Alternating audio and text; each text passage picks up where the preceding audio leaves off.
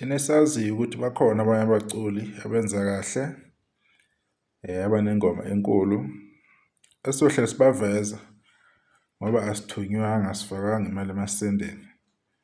Nabo umzukulu ne-album yakhe ethi Healing ayikhiphe last year. List yengoma zakhe nje ngithathe ezimbalwa ehamba kahle kakhulu. Ubasela ama-ex washonaphi ngewala Healing kade wasangibona. Abantu abenza kahle kakhulu lapha online. So angeke sibadlela umona, angeke sifune ukuqhakambisa umuntu noma engasenzi kahle lokho simkhweza emakhanda abanye abaculi. No. Thina siyazi ukuthi bakhona abanye abaculi baningi abenza kahle, banesikhathi futhi bayafika emculweni okumele sikhulume ngabo. Kungagcini sekungathi manje ikhaya lomuntu thizeni la, kanti ikhaya lawo wonke umuntu, right? Album kaMzukulu ke leyo. Bese kuba umenzi insizwa enza kahle kakhulu album yayo. Hlukanisa umfana ezinsizweni. Hlukana inhlolo nesixhande la. Ongabonanga kahle la akasophinda abone. Ikhona ke enye ingoma ake ngaveli la ena more than 3 million views. Ngivese nje lezi ezimbalwa. Ziningi nje ingoma kaMenzi ezenza kahle nehamba kahle kakhulu. So album yakhe ke le nayo yenza kahle kakhulu lapha online ethi size siguge. Bese kuba insizwa le ufalabo wakaKhuzwayo. Album yakhe enhle kakhulu ethi Nyoka Endala. Ingoma lezi ke eyiseqhulwini ke ikakhulukazi lezi ethi Ngaqoma Wena nethi Inkani Yami kulandele Inyoka Endala. Neziningi ke ingoma ezimnandi. Unfortunately album emnandi kakhulu. Kodwa ke amandla ayo ke futhi beside izingoma ezimbili eziphezulu ezinye ayiphushekanga kahle kodwa ingoma ezimnandi ngelinye izinga. So abantu banjalo ke ba streama ngendlela abathanda ngayo. Angeke nibalawule ukuthi streama kanjani. Kodwa ke siyabonga lawo mandla abakhombisile kulezi ngoma ezimbili njengalethi Ngaqoma Wena ena 3.2 million kulandela Inkani Yami. Zisebenza kahle kakhulu izingoma online. Zimbekile ebalazweni ufalabo and kuma streaming ube khona impela lokho eyibambile na ku Spotify wenza kahle kakhulu. Bese kuba uMdumazi ke insizwa le asemduba abantu asemduba. So inamba zakhe ke lezi lapha na kuMdumazi ngihlale ngikhala. Le album yakhe ethekana ngqondo ngiyohleli ngikhala. Insizwa very talented ina wonke amathuluzi ongawadinga kumculi, isiginci, indlela yokubiza, ingoma zakhe sinokulanda kancane the way umgqomo ecula ngakhona is very talented. Une-talent elisimangaliso elinqazi vele.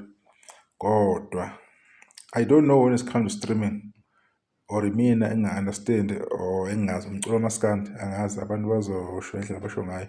Kodwa I believe uMdumazi is one of the best maskandi artists ever ake abakhona kule ndima kamaskandi. But for some reasons inamba zakhe azimatch i-potential yakhe nane-talent lakhe. Kodwa sithembe ukuthi kuzoshintsha ukuthi nini angazi. I'm worried nje ukuthi lo muntu le-talent elingaka why linga-utilize ngendlela ekuyiyona. Or abantu abakhona ukwamukela ukuthi umaskandi uyilento le eculwa uMdumazi or bafuna lo abamfunayo or bafuna umuntu thizeni abantu angeke wazi. Kodwa ke yonke into isuke ikhona ku-album kaMdumazi. Ingoma zeshingi, ingoma zehawu, ingoma yothando, zonke izinto zihlala zi-on point. But angazi ukuthi kuhlale konakalaphi. Maybe abanye bazongitshela mhlambe ukuthi hayi ngilekho ulwazi somewhere bengifundise. Siyabonga kuMdumazi album yakhe. Bese kuba uSmira uSminoff naye ke omunye ke wafika ngesasasa khathi kufika album yakhe esenza kahle kakhulu lapha ku Spotify yenza amawaza ngempela. So abantu bayibheke iza kanzima ke le album le na ku YouTube isaphusha especially ngoma ethi Rush Hour ngiziphathele nezinye ke ingoma eziningi ke album yakhe Rush Hour. So angeke sikwazi ke ukuthi sibadlele umona abantu sibaphuce spotlight esibafanele. Bese kuba uGatsheni uMr Hit after hit angeke wazi ke uGatsheni naye this year asazi kwenzeka lini uze kahle kakhulu ugatsheni 2023 kuzoba u2024 ingoma yakhe ibishisa ikhotha isize yadlula ku14 million lapha ku YouTube hit after hit yaphinde yadlula ku10 million lapha ku Spotify but last year ialbum yakhe ithe ukusayela emuva kancane angazi noma ikhona ingoma esifike ku500k lapha kugatsheni kodwa ke umuntu onethanda elikhulu umuntu endimeni kaMaskandi more than 10 years umuntu okhipha ama hit iminyaka ilandelana eminingi futhi umuntu okudeservayo konke akutholile empilweni yakhe until kuzokuba yimanje uyiphushile ingoma isikhathi eside ecula kahle kakhulu abantu bemazi kodwa bengamnike recognition ekuyona kodwa ke last year uthole zonke izimfanele abekumele ayithole selokho aqala ukucula so album yakhe lethi ungqeqe angazi mhlambe nokuthi ke what happened kodwa ke ibingekho bad if kunomuntu becanga ukuthi ibad ibingekho bad ibilaleleka kunama album uthola ukuthi alow aphansi kakhulu kodwa uthola ukuthi when it comes to numbers abantu bayabhekelela abantu bayabuka bayaview abastream ukuthi ama numbers aphezulu kodwa uthola ukuthi uyalalela kahle uyezwa ukuthi no kuneyokushodayo ngalomsebenzi lomuntu lo so bekuyilokho besibheka ke namhlanje sobabheka nabanye ngelina uma sithola ithuba sikhumbula ukukhuluma ngabaculi thizeni sithe sithatheni le5 ngicabanga bayi5 sikhulume ngayo so sithi ukuvesa okuthize ngabo sibheke ngomsebenzi wabo abawukhipha enyaka enye especially November and December so enjalo ke le ndaba ke akukuningi kakhulu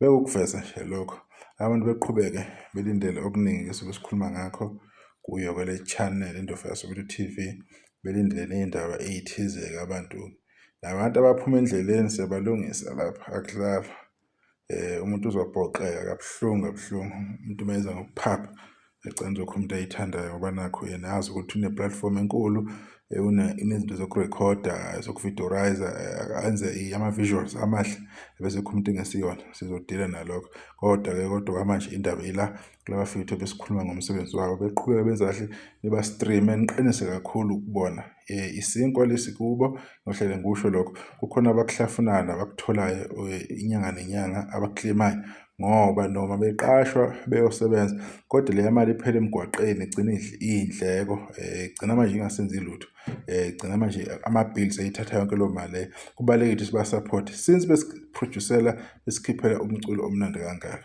bekuyilokho ke bengifuna sikhulume ngakho ngiyabonga uzodibana nokuzenisela kahle